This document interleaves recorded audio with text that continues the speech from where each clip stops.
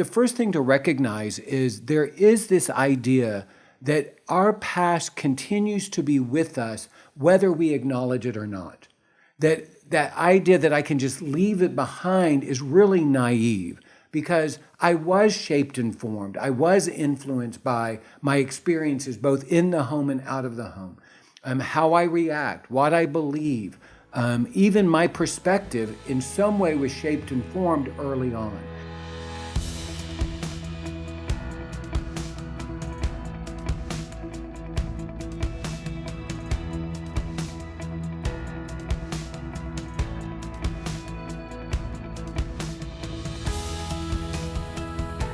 Welcome to the Faithful and True podcast. My name is Aaron Wellmann. I'm the director of social media here at Faithful and True, in for Randy again this week. And joining me is Dr. Greg Miller. How are you doing today, Greg? I'm doing great. Awesome. Do you want to set up the topic for us today? I do. All so right. If you were with us last time, you heard that we were talking about this idea of a question that we got around this idea of therapy. Do I need therapy? What is a therapist?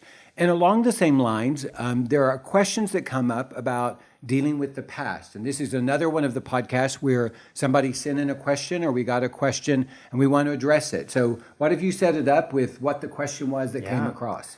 Absolutely. So in my experience, as I'm learning, I'm sharing with my friends what I'm learning about my own recovery and healing journey and how important it is to actually think about your past and the things that have happened to you.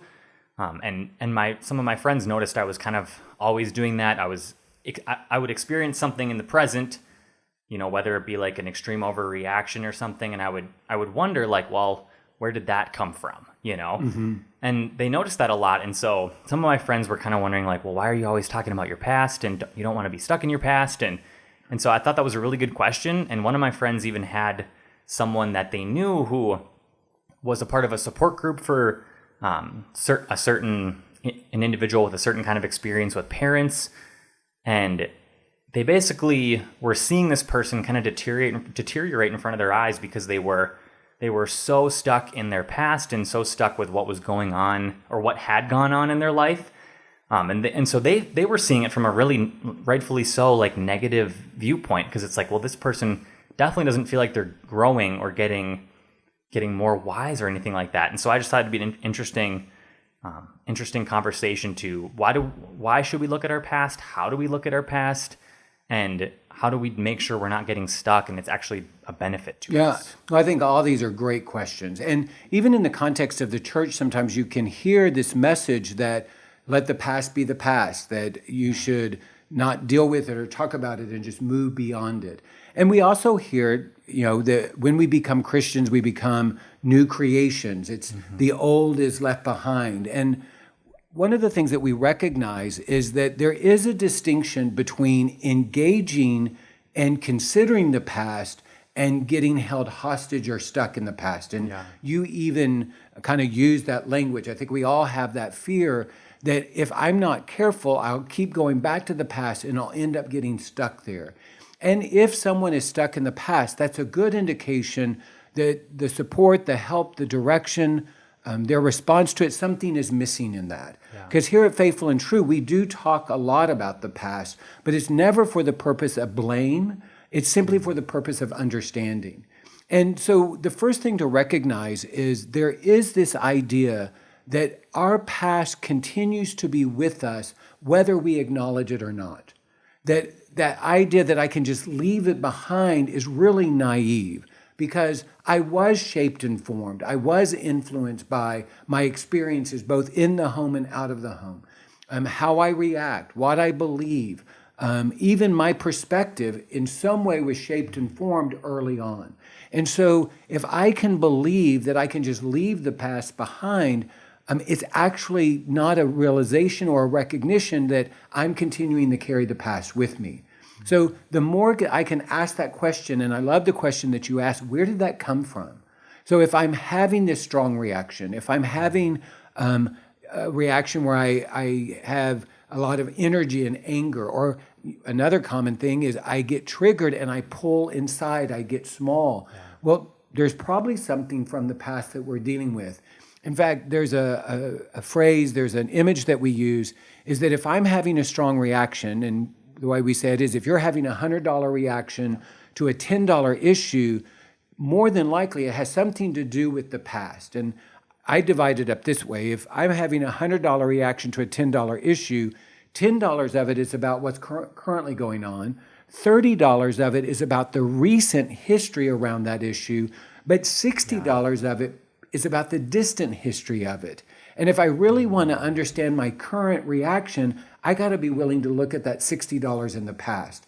And we see this a lot in marriages where a couple may be struggling. And what's interesting is they are actually stuck in the present because they are held hostage by the past. Right. So this issue comes up in their marriage. They're having a big argument. They're having an overreaction. And what we will say is the best gift that you can give to your spouse is to offload those $60 that have nothing to do with him or her. Right. So, and I can say in my own marriage, I can do this, where Beth does something, it's really, in the great scheme of things, not significant. I'm having an overreaction. Well, the best gift I can give Beth is to focus on those $60 that have nothing to do with her, because then I can begin to right-size my reaction, my response. Right. And if it's right-sized to the moment, if it's a $10 reaction to a $10 issue, then as a couple, we can navigate that. Right. Yeah, I think that's such a powerful truth that I learned at the workshop and from just being here at Faithful and True. That's I've done that in my own life, where the prime example I think of is when I was in college. We would all be getting ready to go somewhere, and my friends would walk out the door without me, and I'd be putting my coat on still, and that was like a huge trigger for me. I got so hurt by that, and I was like, I knew I was having an overreaction, so I didn't say anything because it'd be awkward to be like, guys, it really hurt me that you left 2 seconds before me, but it was true, know. And so I started thinking about, okay, why? Once I had this language of the $100 reaction to the $10 thing, I started thinking about that. And I literally have a memory from when I was who knows how young, where for some reason all my friends in the neighborhood, I was the only one who didn't get invited to a birthday party. And I remember sitting at my parents' bay window and watching the car drive away with all of them in it, but me. And, it's not hard to wonder and be like, I wonder if that's where that started. When I started thinking about it, that memory came to my mind right away. So I think it's helpful to have examples. I know it's helpful for me, so I'm hoping that'll just kind of help people understand what we're talking about with this. And I think that is a beautiful example of how when I didn't acknowledge the past and the impact the past had, the absence of that acknowledgement was actually shaping and forming me more in the present. That I was having that strong reaction, but it wasn't about, like you said, and what's great about that example is you had enough of your wise adult to know this isn't all about what's going on here. And you had enough wise adult not to blame your friends, but to ask that question, I wonder what this is about. And again, if I am open to the possibility that one, my reaction is disproportionate, that this is too much. And I know even prior to recovery, I would have those moments of clarity where I'd go, whatever the situation was, my reaction is too much to this moment. At that point, I wasn't able to always make the connection. I wasn't looking in the right places or asking the right questions. But in time, I took that awareness that I was having an overreaction and then asked the next question, where is this coming from? And once you start using that as a tool, then it's not like I'm being stuck in the past. I'm actually being propelled forward by understanding the past. I also want to get back to this idea of there are those that would say, just let the past be the past. And one of the things I love about the scripture, and it is very clear that telling the stories of the past is very important in the Bible. In the Old Testament, the children of Israel were regularly invited to tell the story of their journey, tell the story of their chaos, and tell the story of God's faithfulness. And so if all we're going to do is use the Bible as an example, what we know is we tell the stories of the past. And we see that in the New Testament too, where as the people were described in the scripture, many times their stories were included because to know someone, I need to know their story. And one of the most influential classes I had in seminary was the title of the class was The Theology of Pastoral Care. And I was immediately drawn into that. And the principle of the class was what is known as narrative theology. And a simplistic understanding of narrative theology is that theology is about story. And it's about our story and it's about God's story. And where our story and God's story intersects, that's where we are transformed. And it was for the first time in that class where we were asked, and it was kind of an assignment, you had to write out your own story. I had never done that before. And in writing out my story for that class, unintentionally, it wasn't like my purpose, I started going, oh, it makes perfect sense that I would struggle with this. Yeah. It was in the context of that class, I was in a relationship with someone who had never done anything not to be trustworthy, had never betrayed my trust. Yeah. And I was growing in my awareness of, I really don't trust that person.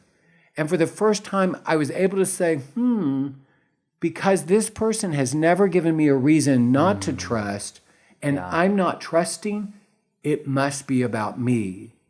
And then I asked the question, and where did that come from? Right. And that just kind of opened me up to a brand new lens in which to understand myself and others. And what's true is, if we are not careful, we can get stuck in just recycling the past. One of the ways that you can know that you're stuck in the past, not understanding the past, is you keep telling the same stories over and over and over again, and there's no movement forward. Especially in the area of grief, there's this part of us that wants to avoid the past, especially where there is loss, because we know that loss can lead to grief, and we want to avoid our grief. Well, the scripture says, blessed are they that mourn, for they shall be comforted. And what we want is comfort without mourning. And one of the ways I talk about addiction is the attempt to be comforted without being willing to mourn. And so if we are going to mourn, we have to deal with the loss. We have to acknowledge what that loss has cost us, whatever that loss may be. And so that's one of the ways that we can know we are grieving well, because grief moves us forward. Something else that holds us hostage to the past is when we approach the past with either blame or shame. We often talk here about blame and shame are the alternative to ownership. And ownership is taking responsibility for my life and my choices. And ownership is a huge part of recovery, where I acknowledge the hurt that I've done to other people. I'm going to own the choices that I've made. And I see a progression of ownership, where the first part of ownership is acknowledgement. I will acknowledge that I did this. The second step is, and I'm going to create a plan to seek to do it differently. And then the third part of it is, and I implement that plan. For a lot of people, they get stuck and all they do is acknowledge. Right. They don't lead to the creating a plan and implementing the plan. And if you're in relationship with someone that will acknowledge the hurt that they've caused, and yet it doesn't seem like they're really implementing a plan to change, it makes perfect sense that doesn't really ring true as ownership. Right. So what we're wanting to move towards is we engage the past so that we can own our choices in the present. But like I said, the alternative is blame. And blame says it's all your fault, or it's all the past fault. Right. And we don't take any responsibility. Yeah. Or shame is all my fault and I'm worthless. And that's a false understanding of the past. Right. And so what is mine is mine. I'm going to own it. And what's not mine, I'm going to release it. Yeah. Yeah, it's so helpful to have like a correct perspective of yourself. Because shame, you have a poor perspective of yourself because you see yourself as worse. Like the shame, you just see yourself as garbage, which is not true, right? And so it's so helpful,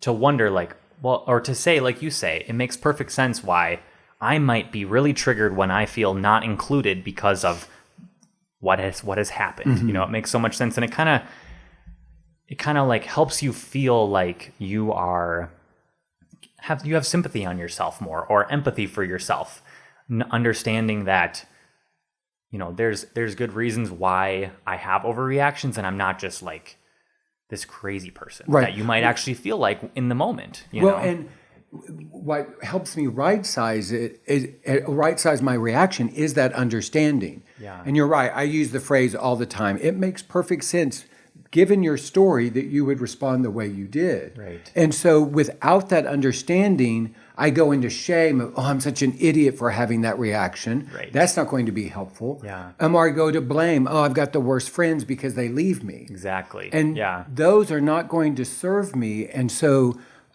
the way I talk about shame is shame are the lies I believe about myself and the lies I believe about God.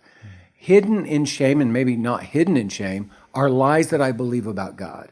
If I'm a worthless piece of crap, if that's my shame message, then I'm saying something about God as creator. If I'm saying I'm not includable, then I'm saying something about how God has created me. Your example of having a reaction when your friends left you, my perception would be the core belief is I'm not includable. Right. Absolutely. And so what happens is I have this filter, and my perception is our early experiences create our core beliefs, and that core belief would be I'm not includable. Right. And then what happens is our core beliefs become a filter through which we interpret our experiences. And so, my friends walk out the door early. Somebody doesn't reply to a text. Immediately, that filter gets triggered of, see, that proves I'm not includable. Wherein the reality is, maybe my friends are busy. Maybe they're hurrying out to the car, or maybe their phone's turned off. But I don't have that context. I simply have, see, I'm not includable. Right. And the key to unlocking all of that is found in that story of all the kids going to the birthday party but me. Right. And it's not an excuse. Yeah. It's an understanding. Yeah. I think it's so what we're touching on here, I feel like, is you're getting to the core beliefs, and I know we don't have a lot of time left, but so what we've talked about so far is you have something that happens in the present, and you wonder where did this come from, right? But once you even maybe know where it came from, what do you do? Like, how do you go back? Another phrase that if you come to the men's workshop or the women's workshop, you're going to hear is you have to feel it to heal it. And that was something that I'm like, I don't want to feel. I don't know how to feel. So like, we should try to talk about that a little bit. Absolutely. Before we run out of time here. Because what's true is in the past, there was an emotional track that was present in our lives, whether we acknowledged it or not. Yeah. And part of addiction is trying to medicate the emotions that we don't want to feel, or trying to generate the emotions that we do want to feel. And so in that experience where your friends went to the birthday party, there was this profound grief and sadness that you experienced as a little boy. And yet in that moment, maybe you didn't have the capacity to experience that. Maybe you felt shame about that. Maybe at some point you were even given messages about big boys don't cry, and you wanted to be a big boy, so you weren't going to ever let them see you cry. And so those messages took hold. You stuffed those emotions down, but they're still present. And so part of what we're wanting to do is we engage the past in a way where whatever those unprocessed emotions are that we've been trying to medicate, we give ourselves permission to feel. And that really is what propels us forward into the present, is all of those emotions that we've been stuffing and containing and medicating, we can begin to express, and in that expression comes freedom. We can get stuck in the past through the avoidance of what we don't want to deal with. Right. And what's also true is if we just keep recycling it, like I said earlier, that's another form of getting stuck. Right. And so part of the revisiting of the past is to understand what wasn't processed, process it, and then move it forward. I often say when we're dealing with the past, we want to move towards it, we want to move through it, and we want to move beyond it. Yeah, that's so good. So I still wonder. So we've talked about how do you like look at how do you investigate your past, and then we talked about the feeling part. But if you know like I have a core belief that I'm not includable, what do you do with that? So, and that is a complicated question because there's not a simple answer. Right. I think even that admission and fact is like important, you know? Yeah, because the old messages, one of the things that we talk a lot about here is the idea of brain health and brain chemistry. And one of the principles that Mark would teach are neurons that fire together, wire together. And so in that moment, your brain was firing on all kinds of neurons, and some associations were made. There were some beliefs that were solidified. There were some emotions that weren't processed. And it's like this knot that needs to be untangled, and there's a complexity to the untangling it. So let's say that, you now have an understanding, okay, that story in the past where my friends left me, I now can acknowledge that. Yeah. So I can remind myself of the truth. The truth is, I'm not a little boy. This isn't about a birthday party. These are my friends. They care for me. They're just leaving and are in a hurry. Yeah. What else I can do is I can ask them. And this is one of the skills that I learned in my therapy group, is that it's okay to ask for clarification. We can use the language here of, the story in my head is that you want to exclude me. Is that true? One of the skills that I try to use in my relationship with Beth is, if I get triggered into my old core beliefs or pain, I will check that out. One of my old core beliefs is I am worthless. And I've done a lot of work. I can kind of begin to understand where that comes from. That can get triggered in my marriage. And yes, cognitively, I know that my wife does not think I'm worthless. And I can say, I don't need to hear it. But it's amazing when I check that out with Beth and say, hey, Beth, I just want to check in. Do you think I'm worthless? To hear her say, no, Greg, I don't. That actually uses a different part of my brain, and new neurons are getting fired and wired together that I can begin to hold on to. What's also true is, as in your story, there is this grief, this huge loss that you experienced when you weren't included in that party. And as you let yourself feel that grief and offload that grief, as you mourn, then you can be comforted. Yeah. And we have this way of dismissing it. Oh, it's not that big of a deal. It's just a birthday party. Who cares? I don't even like those guys anymore. And so we dismiss it. But by doing that, it's ironic. The dismissing of the past is what actually gets us stuck in the past. So letting yourself feel that grief.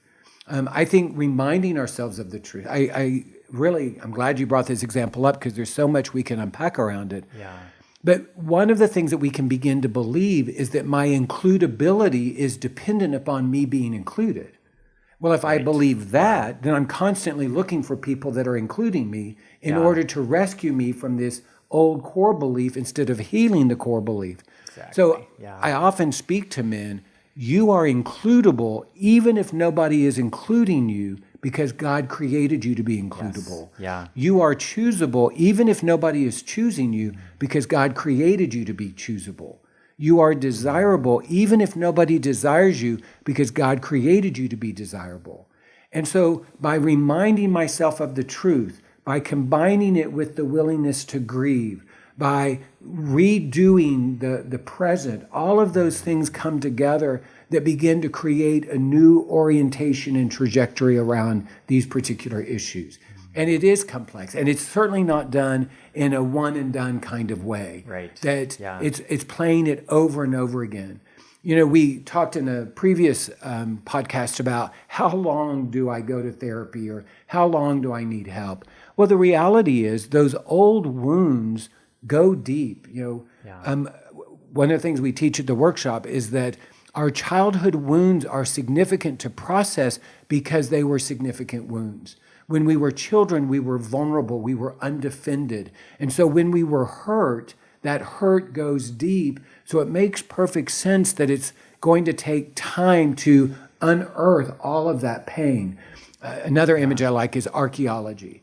That what we are wanting to do is to be an archeologist to our own life and gently and carefully sift through the layers of the past and come to a new layer and process that, and come to a new layer and process that. Yeah. So there's always something new to be done, and that's the key. Yeah. What I'm processing, what I'm moving towards 16 years into recovery has hints of what I started with 16 years ago, has roots of what I started with 16 years ago, And there's a new layer to it. There's a new awareness. There's a new awakening that I'm having. Yeah, so good.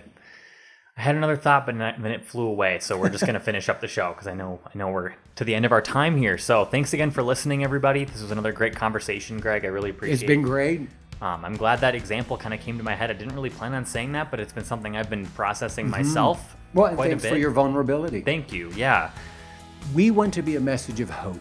Yes. Yeah. And there are a lot of people out there that need hope because they may not be getting the message of hope.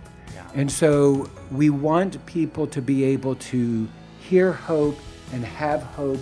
And maybe at some point, the only thing we can do is hold hope for you. Yeah. And So good. so if you're a subscriber and we're able to offer messages of hope, we are so thankful we can do that. That is a great opportunity and gift to us. Absolutely. So until next time, we'll see you next week.